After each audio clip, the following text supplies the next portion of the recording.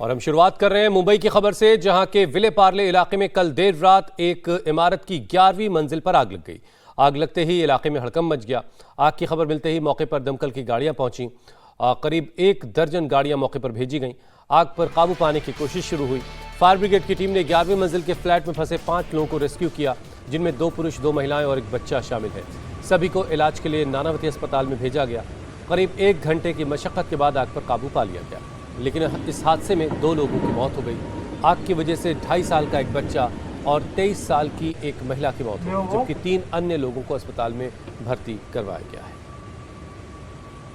तो विले पार्ले की एक हाई राइज बिल्डिंग के 11वें फ्लोर पर यह आग लगी और फौरन फायर फाइटर्स जब मौके पर पहुंचे तो आग पर काबू पाने की कोशिश शुरू हुई। 2 लोगों की इस हादसे में मौत हुई है और 3 लोगों को रेस्क्यू किया गया है। फायर फाइटर्स ने तुरंत रेस्क्यू का काम पहले शुरू किया। जो अंदर फंसे थे उनको बाहर निकाला गया और उसके बाद करीब 1 घंटे के अंदर इस आग पर काबू पा लिया गया।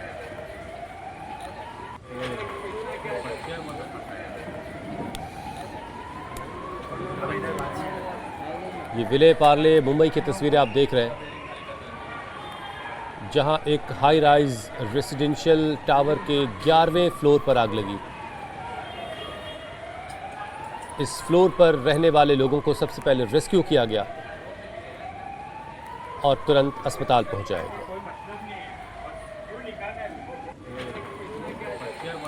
मंगलवार देर रात मुंबई के विले पार्ले इलाके के शांता भवन नाम के इमारत के 11वें मंजिल पर बने एक फ्लैट में आग लग गई और जिसके बाद 4 लोग इसमें गंभीर रूप से घायल बताए जा रहे हैं और उन्हें अस्पताल में ले जाया गया। 10 बजे के करीब में ये आग लगी जब फायर ब्रिगेड को इसकी जानकारी मिली।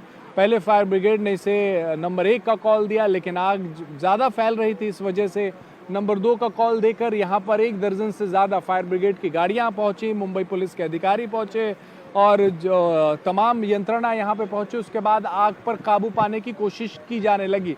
तकरीबन 1 घंटे का वक्त लगा जब आग पर काबू पाया गया और आग पे काबू पाने के बाद 4 लोगों को फ्लैट से रेस्क्यू करके पास के अस्पताल में ले जाया गया है। जो कुछ पड़ोसी थे यहाँ पे, उनसे हम बात करते हैं और जानते हैं कि आखिर हुआ क्या था। मैम, आप बगल के ही इमारत में रहती हैं, क्या नाम आपका मैम? यही इमारत में रहती हूँ, मेरा नाम राधिका शर्मा है और मैं यहीं सामने के जहाँ आग लगी है उसके बिल्कुल सामने वाला घर मेरा है, मेरा टेरेस फ्लैट है।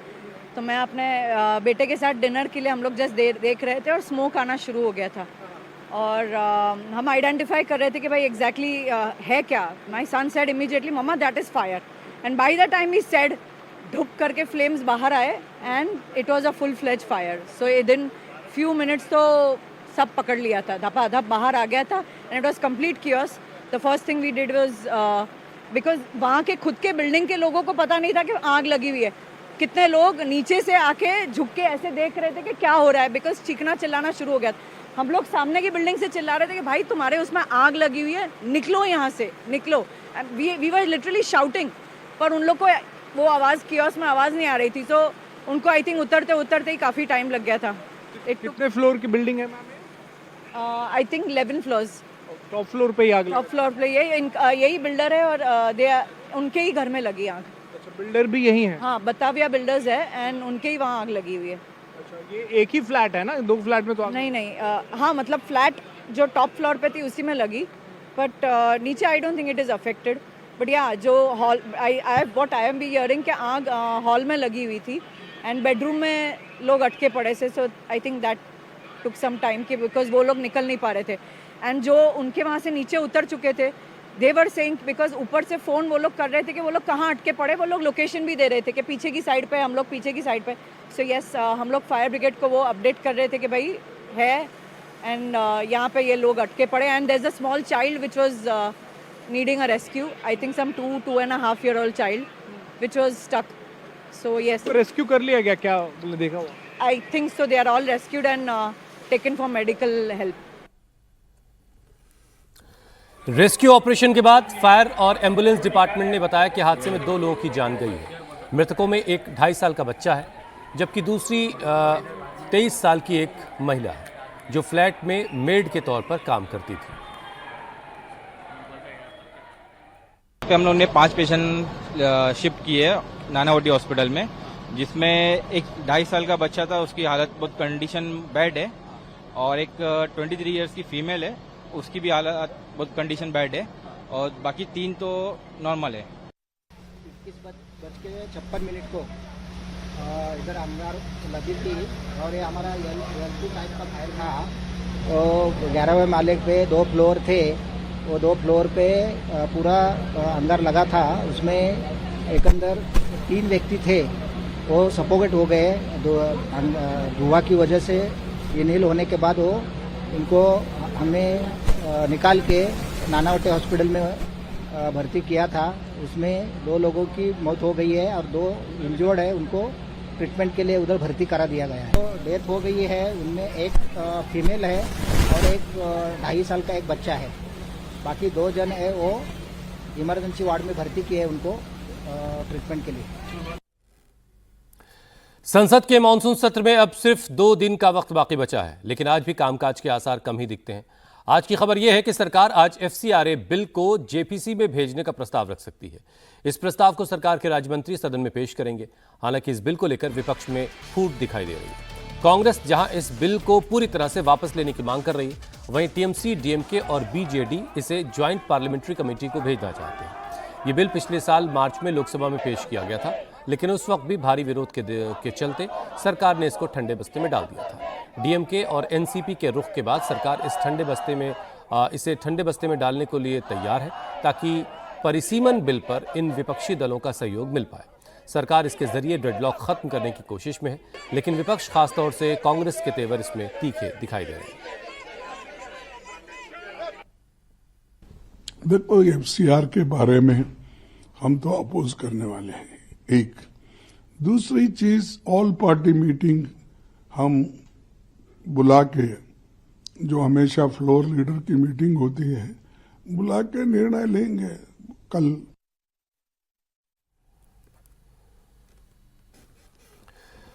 एक और बड़ी खबर, झारखंड में परीक्षाओं में धांधली को लेकर के चल रहे आंदोलन को खत्म करने के लिए सोरेन सरकार ने एक नई चाल चली। रांची जिला प्रशासन पर आरोप है कि वो छात्रों के बीच फूट डालने की कोशिश कर रहा है। आधी रात को रांची के DM पूरे लाव लश्कर के साथ छात्रों से बात करने के लिए पहुंचे। इस दौरान पुलिस के सारे बड़े अधिकारी भी गए। पुलिस के आधी रात को पहुंचने से छात्रों में खलबली मच गई। DC मंजुनाथ भजंतरी ने बताया कि वो छात्रों के लिए किए गए इंतजाम देखने गए थे, साथ ही छात्रों को बातचीत का न्योता भी देने गए थे। लेकिन छात्र नेताओं ने आरोप लगाया कि प्रशासन अलग अलग परीक्षाओं वाले छात्रों की पहचान कर रहा है और उन्हें आंदोलन से हटाने के लिए कह रहा है। आधी रात को प्रशासन के मूवमेंट हुआ तो बीजेपी के स्थानीय नेता भी मौके पर पहुंच गए। थोड़ी देर के लिए माहौल तनावपूर्ण हो गया। बीजेपी ने इल्जाम लगाया कि CM के इशारे पर प्रशासन आंदोलन कर रहे छात्रों को धमका रहा है।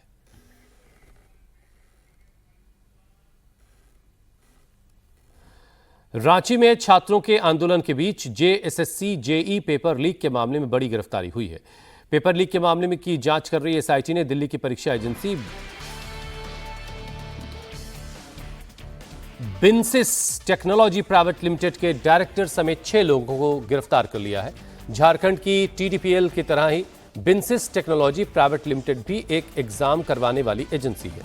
इस एजेंसी ने 2022 में जूनियर इंजीनियर्स के लिए हुए एग्जाम को कंडक्ट करवाया था। इस परीक्षा में भी पेपर लीक और हेराफेरी का आरोप लगा था।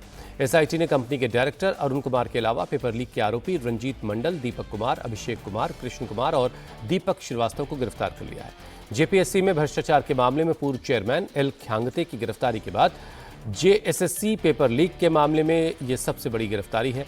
इधर JPSC से इस्तीफा दे चुके सदस्यों पर भी अब CID का शिकंजा कस रहा है। आज बोर्ड के पूर्व मेंबर डॉक्टर जमाल अहमद को CID ने पूछताछ के लिए बुलाया है। झारखंड एग्जाम धांधली में ताबड़तोड़ एक्शन।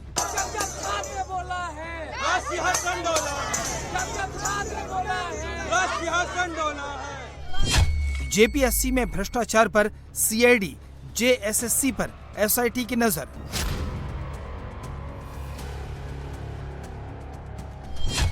झारखंड के टैलेंट से खिलवाड़, अब तक 26 गिरफ्तार।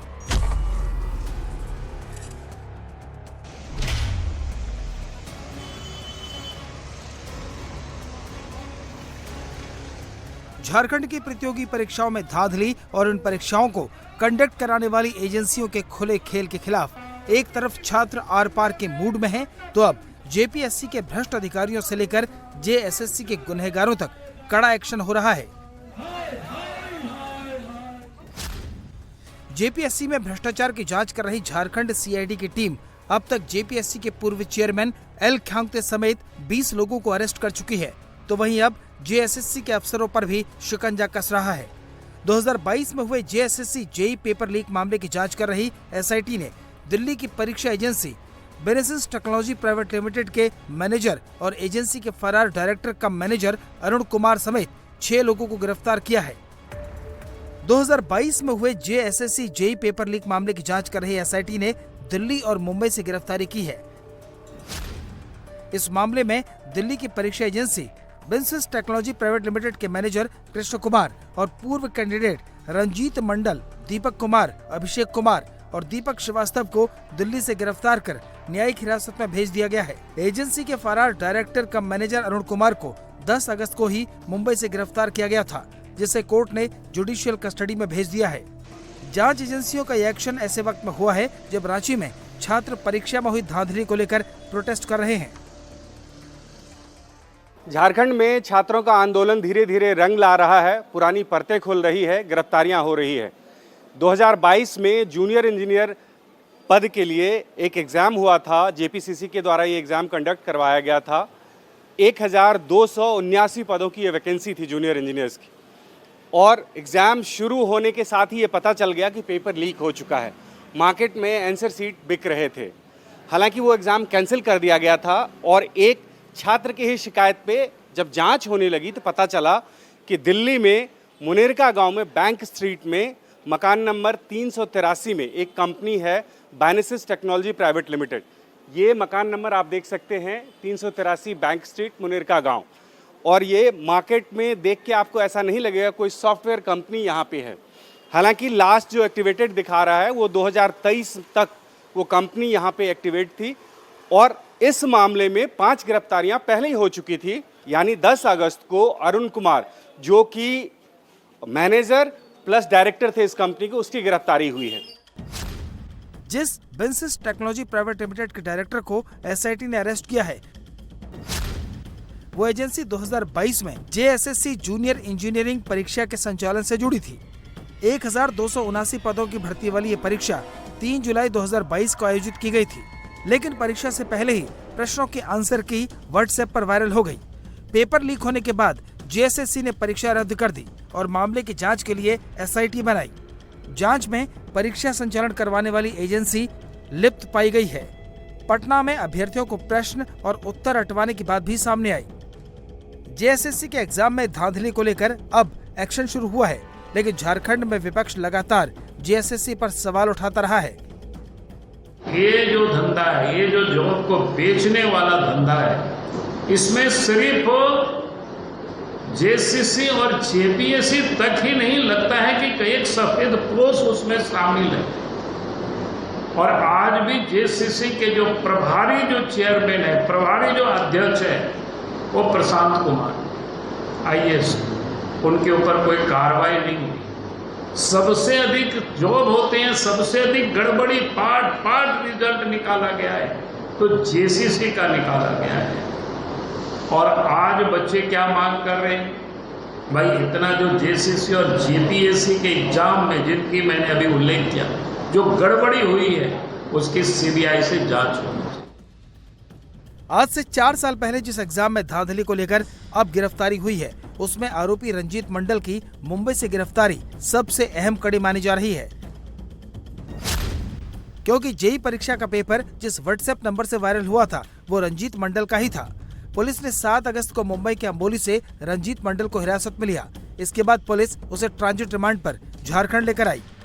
जब पुलिस ने इस मामले में जांच पड़ताल शुरू की तो पता चला कि इस कंपनी से जुड़े हुए लोग तमाम परीक्षार्थियों को पहले ही एक सेंटर पे ले आए और उनको आंसर शीट पहले से ही दे दिया था, और उसकी तैयारी करके वो लोग एग्जामिनेशन हॉल में गए थे। लेकिन इतना आम हो गया था वो आंसर सीट कि बाद में इस एग्ज़ाम को कैंसिल करना पड़ा। आप अंदाजा लगाइए कि 2022 से जिस मामले की जांच पड़ताल चल रही है और छात्रों के आंदोलन के दबाव में आके सरकार अब और एक्टिवेट हुई है और इस मामले में झारखंड पुलिस ने अरुण कुमार को गिरफ्तार किया है। जिस कंपनी पर झारखंड में इतने बड़े एग्जाम में धांधली का आरोप है, वो सॉफ्टवेयर कंपनी दिल्ली में 383 बैंक स्ट्रीट मुनीरका गांव के एड्रेस पर रजिस्टर्ड है। लेकिन जब इंडिया टीवी की टीम दिल्ली के इस पते पर पहुंची तो वहां न कंपनी नजर आई, न ही कंपनी का बोर्ड। यहां तक कि आसपास के दुकानदारों को भी इस कंपनी की कोई जानकारी नहीं है। यहाँ पे अगर आप देखें तो कहीं से भी ऐसा नहीं लगेगा कि यहाँ पे कोई एक सॉफ्टवेयर कंपनी हो सकती है और वो इतनी बड़ी कंपनी कि झारखंड में इतनी बड़ी जो परीक्षाएं होती है उसको वो कंडक्ट करवाए और वो यहाँ से संचालित हो कंपनी। कुछ लोग जो पहले से ही यहाँ पे दुकान पे हैं उनसे पूछते हैं, सर आप लोगों ने कभी देखा है यहाँ पे बायनेसिस टेक्नोलॉजी करके कोई कंपनी थी? नहीं, आज तक तो मैंने कुछ नाम की सुनी नहीं कंपनी। कब से हैं आप लोग यहाँ पे? मुझे हो गया यहाँ 5 साल हो गया है। 5 साल? हाँ जी, हाँ जी। इस 5 सालों में आपने कभी? नहीं, कभी नहीं सुना। 2022 में एग्जाम कंडक्ट करवाया था बायनेसिस कंपनी, इसका मतलब तब तक तो वो कंपनी थी यहाँ पे? मुझे कोई नॉलेज भी नहीं है क्योंकि अभी हाँ इसके बारे में देखिए, ये एक सच्चाई है कि एक ऐसी कंपनी रजिस्टर्ड करवाई गई ऐसे पते पे जहाँ पे आसपास रहने वाले लोगों को ये जानकारी भी नहीं है कि यहाँ पे इस तरह की कोई कंपनी एग्जिस्ट करती थी और ऐसी कंपनियों को ठेका दिया गया एग्ज़ाम कंडक्ट करवाने के लिए और उसी का परिणाम हुआ कि एग्ज़ाम शुरू होने से पहले ही आंसर शीट मार्केट में बिकने लगे और जब जांच आगे बढ़ी तो इस मामले में अभी तक 6 गिरफ्तारियां हो चुकी है और सबको जुडिशल कस्टडी में भेज दिया गया है।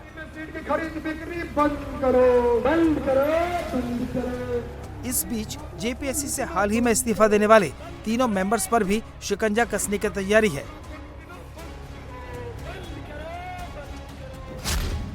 इन तीनों सदस्यों में से डॉक्टर अजीता भट्टाचार्य से सीआईडी ने 10 अगस्त को पूछताछ की थी। डॉक्टर अनीमा हसंदा से 11 अगस्त को पूछताछ की गई और अब आज डॉक्टर जमाल अहमद को सीआईडी ने पूछताछ के लिए बुलाया है।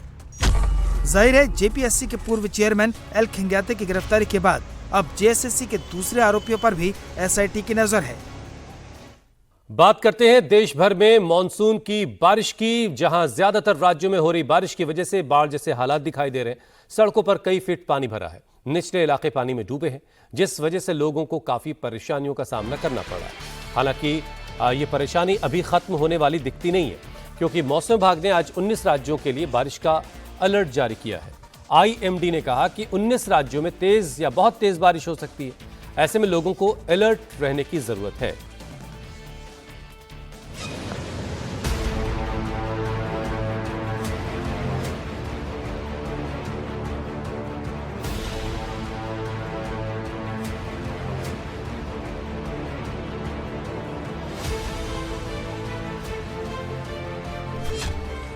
मानसून की मार, अगले 48 घंटे होशियार।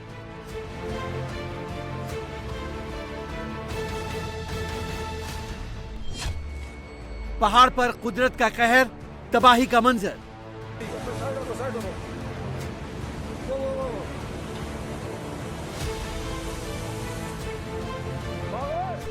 जमकर बरस रहे बादल, शहर शहर दलदल।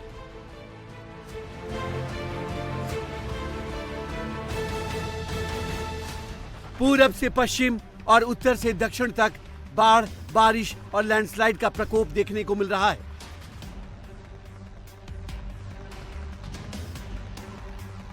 जहां तक नजर जाएगी सिर्फ और सिर्फ पानी का सैलाब दिखेगा। घर, मकान, दुकान सब डूबे हुए हैं और मानसून जानलेवा हो चुका है। शहर शहर आसमानी आफत ने लोगों की परेशानी बढ़ाई हुई है। तो मौसम विभाग ने आज भी कई राज्यों में भारी बारिश का अलर्ट जारी किया है।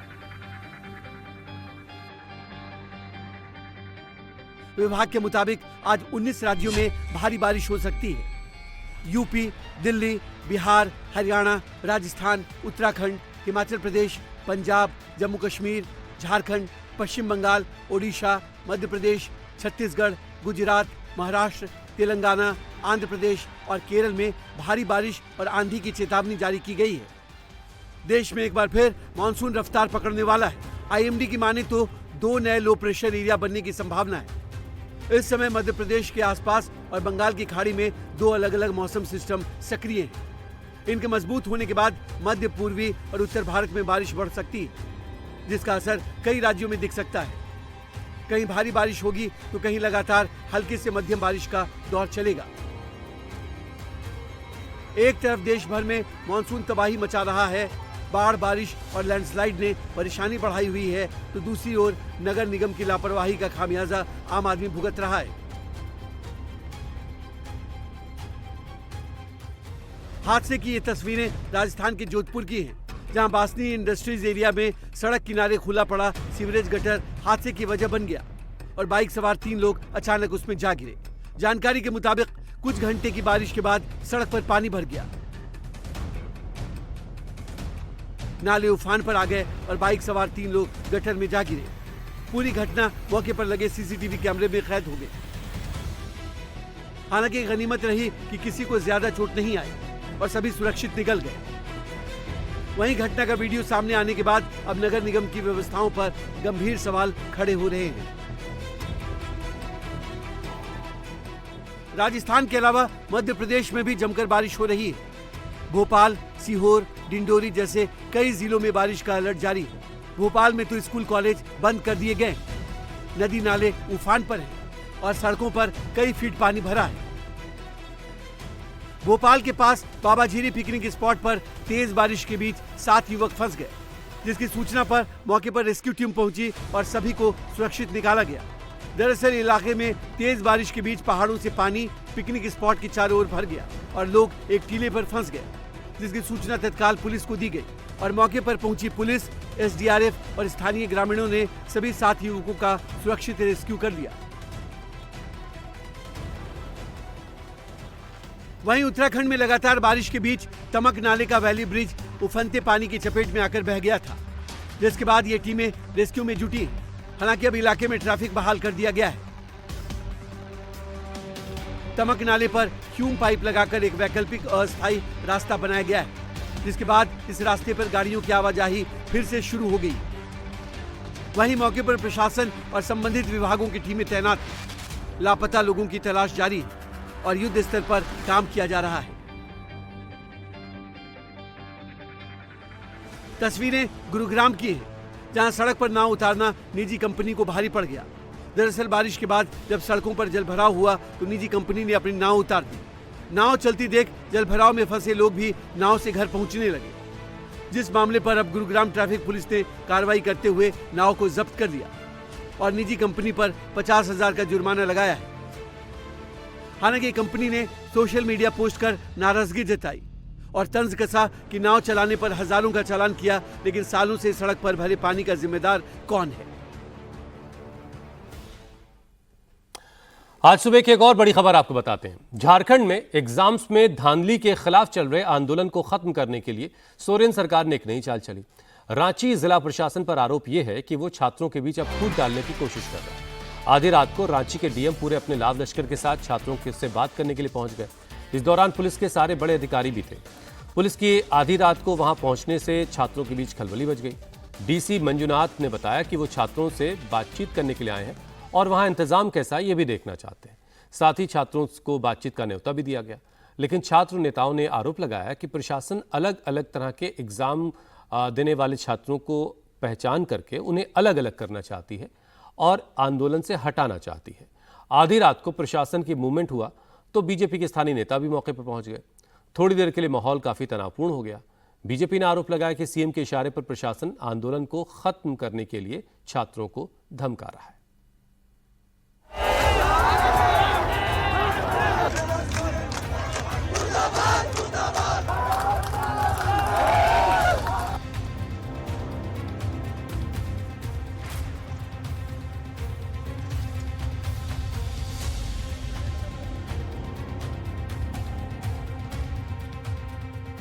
सोरेन सरकार की नई चाल, फूट डालो राज करो।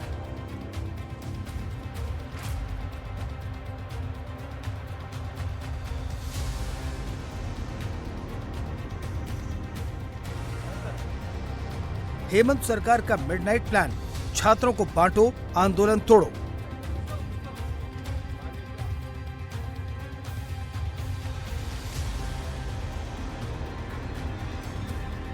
रांची के जयपाल सिंह मुंडा स्टेडियम में कल रात एक बार फिर हलचल तेज हो गई। सबसे पहले अचानक स्ट्रीट लाइट गुल हुई, फिर भारी भरकम फोर्स के साथ डीएम मंजूनाथ भजंत्री प्रकट हुए।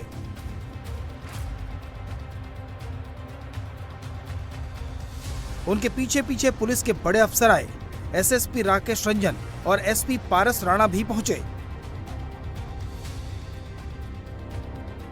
रात को 12:30 बजे पहले स्ट्रीट लाइट का गुल होना, फिर इतनी बड़ी तादाद में फोर्स के पहुंचने से छात्रों में खौफ भर गया। कानाफूसी होने लगी कि छात्रों को हिरासत में लेने की तैयारी चल रही है।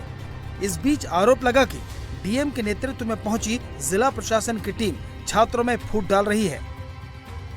अलग अलग एग्जाम दे रहे छात्रों की पहचान की जा रही है। छात्रों की हलचल तेज हुई तो जिला प्रशासन बैकफुट पर आया। डीएम साहब छात्रों को ज्ञान देने लगे कि बीमार का इलाज करवाइए, बीमारी क्यों हुई उस पर मत जाइए।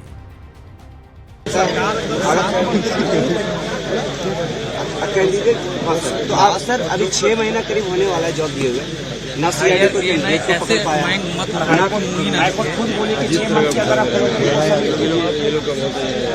नहीं हम लोग अगर आप नहीं रद्द कर पा रहे सीबीआई को जांच दे दीजिए।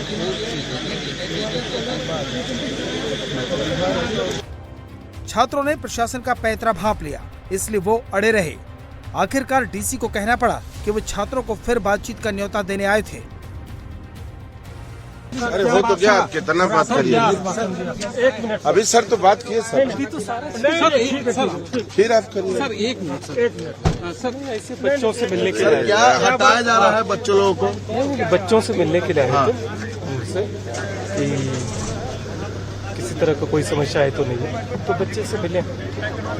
क्या आश्वासन दिया सर आपने? हम लोग अभी आश्वासन कहाँ दे सकते हैं, तो बच्चों से मिलने के लिए आए। सर क्या हटाने की तैयारी है बच्चे से? आप बात करने आए थे बच्चों से बात करने? उनको बताएं कि अगर किसी तरह का कोई भी अगर कंसल्टेशन है, कोई डिस्कस करना चाहते हैं जिला प्रशासन से, वो स्वागत है।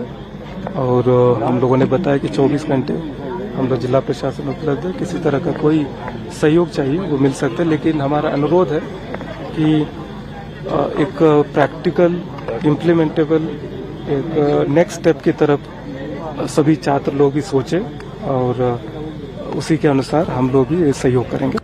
छात्रों से बात करके डीएम तो किसी तरह निकल गए, लेकिन एसपी पारस राणा ये नहीं बता पाए कि छात्रों से बात करने के लिए रात को आने की क्या जरूरत पड़ गई।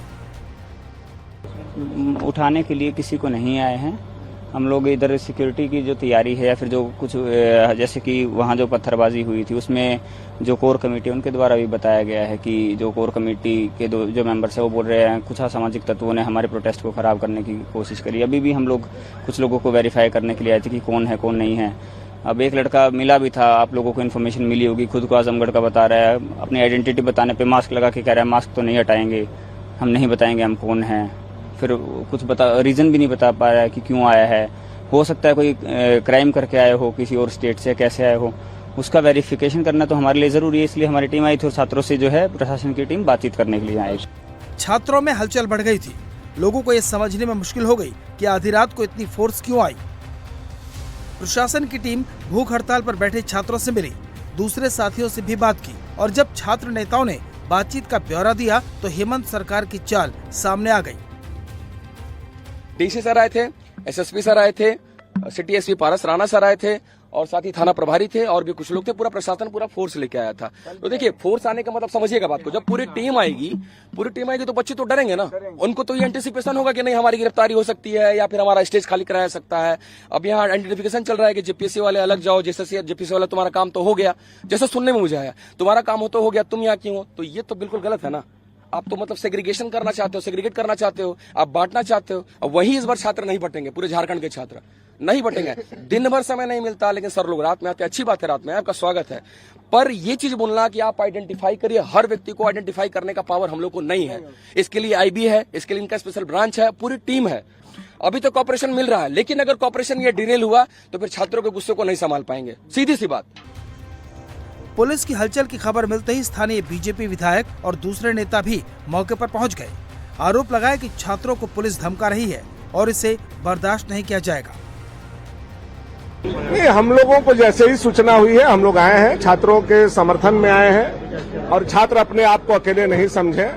आज पूरा पार्लियामेंट में झारखंड के विषय को लेकर के हमारे एनडीए के सांसदों ने मार्च किया है और ये विषय आज के तारीख में केवल झारखंड का नहीं है, ये पूरे देश का विषय है। करोड़ों करोड़ लोगों की भावनाएं, संभावनाएं और उनका उम्मीद इस प्रोटेस्ट से जुड़ा हुआ है। इसलिए आप रात को आकर के बच्चों को डरवाएंगे, इनका कोई आगे पीछे नहीं है, तो हम लोग ऐसे नामर्द नहीं है जो बैठे रहेंगे घरों में। हम इनके साथ खड़े हैं और यह बताने के लिए हम लोग आए हैं। अपने ही झारखंड के छात्रों को, अपने ही घर के बच्चों को इस तरह से रात के अंधेरे में उठाने का प्रयास करना, ये कहां से? भाई मुख्यमंत्री जी को भी समझना चाहिए। गुरु जी का नाम लेते हैं जो आंदोलनकारी रहे हैं। आप एक आंदोलन को इस तरह से सम्मान नहीं कर सकते हैं, ये निहायत शर्मनाक है। फिर यहाँ मैं देख रहा हूँ कि बाहर में स्ट्रीट लाइट ऑफ है, तो इतना बलवान है तो भैया दिन के उजाले में ले जाओ ना, जो हटाना है, जो बात करना है इनसे करो।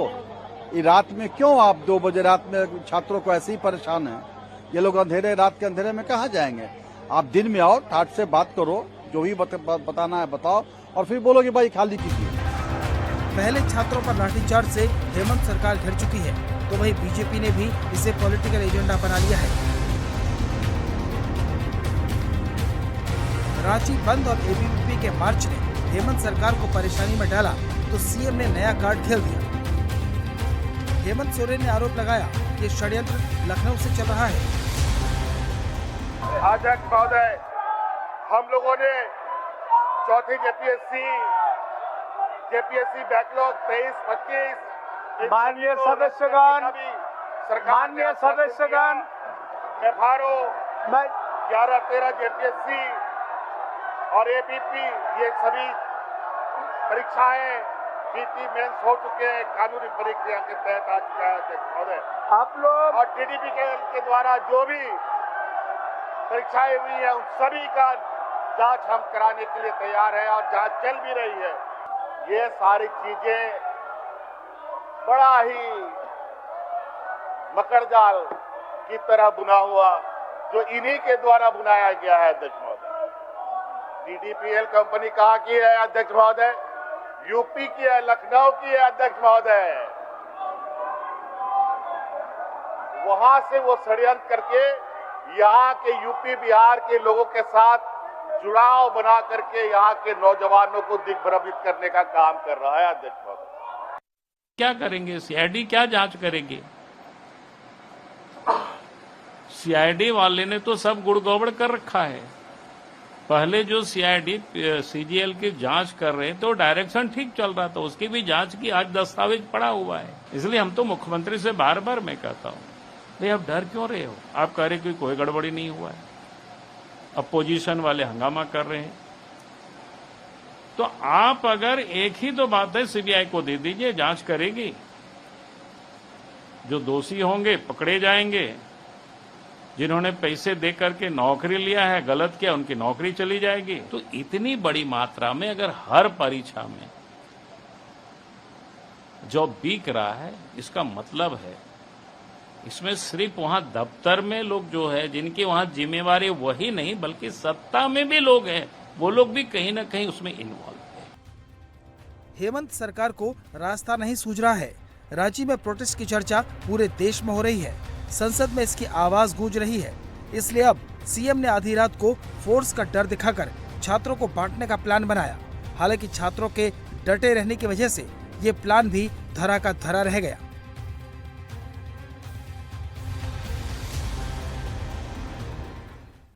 और अब अगली खबर का रुख करते हैं। मौलाना साजिद रशीदी की कावड़ियों पर की गई विवादित टिप्पणी पर सियासत गर्मा गई है। छतरपुर में बागेश्वर धाम पहुंचे विधायक टाइगर राजा ने मौलाना रशीदी पर निशाना साधा। उन्होंने कहा कि रशीदी हमें ज्ञान देने के बजाय मदरसों से आतंकवादी बनने वालों को ज्ञान दें या लाल किले पर बम फोड़ने वाले डॉक्टर्स को ज्ञान दें। उन्होंने कहा कि कावड़ियों पर टिप्पणी करने से पहले मौलाना को 10 बार सोचना चाहिए। आपको बता दें कि मौलाना साजिद रशीदी ने कावड़ियों पर एक विवादित बयान दिया था, जिसके बाद उनके खिलाफ कार्रवाई की मांग की जा रही है। बाबा बागेश्वर से मुलाकात करके टाइगर राजा ने सीएम योगी से अपील की कि वो ऐसे लोगों के खिलाफ बुलडोजर की कार्रवाई करें। कोई मुल्ला रशीदी है, मौलाना है, मैं समझता हूं कि वो एक हाफ पढ़ा हुआ मौलाना है, अनपढ़ मौलाना है। वो शायद ही कोई सी एक हरी किताब होती है वो पढ़कर वो मौलाना बन चुका है।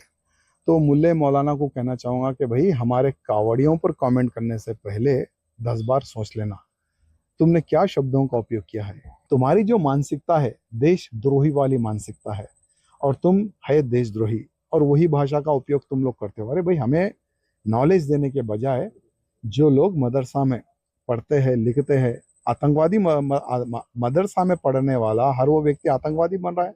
अगर इतना ही ज्ञान देना है तो जाओ मदरसा में उनको ज्ञान दो। जो डॉक्टर बनकर भी उसको दिमाग नहीं आ रहा, जिस देश का खाता है उसी देश से गद्दारी कर रहा है, आतंकवादी बनकर लाल किले जैसे क्षेत्र में बम फोड़ता है, ऐसे डॉक्टरों को नसीहत दो। हमें नसीहत देने का प्रयत्न ना करो मौलाना जी। और हमारे योगी आदित्यनाथ जी से निवेदन करना चाहूँगा, ऐसे लोगों को बुलडोजर की भाषा से जवाब देने की आवश्यकता है, ऐसे लोगों पर एफआईआर होने की आवश्यकता है और ऐसे लोगों को जेल भेजने की आवश्यकता है। अरे अगर तुम्हें राजनीति ही करनी है तो चले जाओ, जो लोग लाल टोपी पहनकर जिन्होंने हमारे राम भक्तों पर गोली चलाई थी, चले जाओ उनकी पार्टी में अगर राजनीति करना है। और अब खबर मिलावटखोरों के खिलाफ चल रहे एक्शन से जुड़ी हुई। कर्नाटक सरकार के खाद्य सुरक्षा और औषधि प्रशासन आयुक्त ने होटल, रेस्टोरेंट्स और कैटरिंग सर्विस करने वालों के लिए एक एडवाइजरी जारी की। गाइडलाइंस के मुताबिक अगर अब किसी भी होटल या रेस्टोरेंट में स्वच्छता के नियमों की अनदेखी हुई तो उसके खिलाफ कड़ी कार्रवाई की जाएगी। खाद्य कारोबारियों को खराब खाना फेंकना होगा और प्रोडक्ट पर सही लेबल लगाना होगा। अगर ऐसा नहीं किया गया तो उनके खिलाफ कड़ी कार्रवाई की जा सकती है। इसके अलावा भोपाल से चौंकाने वाला मामला सामने आया, जहां खाद्य सुरक्षा विभाग के भेजे गए 3 बड़े ब्रांड घी के सैंपल फेल हो गए। घी में 15 गुना जहरीला लेड पाया गया, जिसके खिलाफ कार्रवाई की जा रही है। बेंगलुरु में फूड सेफ्टी पर बड़ा एक्शन।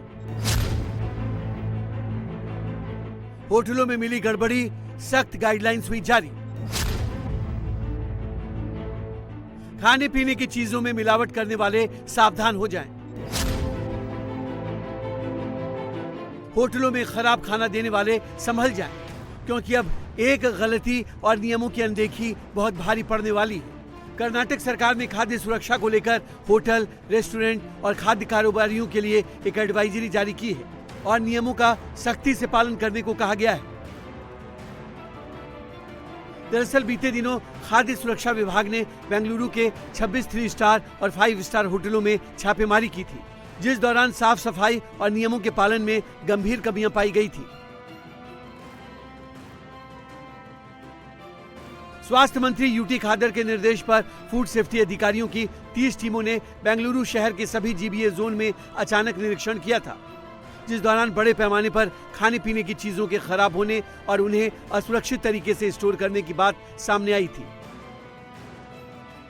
जांच में कई होटलों के किचन में फफूंद लगी सब्जियां, एक्सपायर्ड डेयरी, बेकरी आइटम्स मिले। इसके साथ ही शाकाहारी और मांसाहारी खाने को एक साथ रखने और कई प्रोडक्ट्स की गलत ब्रांडिंग और लेबलिंग भी की गई थी। कई किचन साफ सुथरे नहीं थे और स्टोरेज एरिया की हालत खराब थी, जिससे लोगों की सेहत को गंभीर खतरा हो सकता था। छापेमारी के बाद सैकड़ों किलो असुरक्षित खाना नष्ट किया गया और अब कर्नाटक सरकार ने नियमों को और सख्त कर दिया है। जेन जी के बाद अब जेन अल्फा भी अपनी अपनी परेशानियों को लेकर अपनी आवाज उठा रहे हैं। यूपी के हमीरपुर से खबर आई, जहां बच्चों ने स्कूल तक सड़क बनवाने के लिए विरोध प्रदर्शन किया। बच्चे अपनी मांग को पूरी करवाने के लिए हाथों में तिरंगा लेकर पैदल निकल पड़े। 5 किलोमीटर चलकर कलेक्ट्रेट पहुंच गए, जमकर वहां नारेबाजी की। बच्चों ने बताया कि खराब रास्ते की वजह से उन्हें अपने स्कूल आने जाने में बहुत दिक्कत होती है और जो एडमिनिस्ट्रेशन में बैठे लोग हैं उनके कान पर कोई जूं तक नहीं रेंगती। ये उम्मीदों वाली तस्वीर है। ये छोटे छोटे बच्चे ये अब अपने हक की आवाज़ उठा रहे हैं और आवाज़ सिर्फ उठा नहीं रहे, अपनी बातों को, अपनी मांगों को मनवा भी रहे हैं। हाथों में तिरंगा लिए हुए ये बच्चे पहुंच गए कलेक्ट्रेट के ऑफिस और वहां पर प्रदर्शन किया, नारेबाजी की और अपनी बात को कलेक्टर साहब तक पहुंचाया।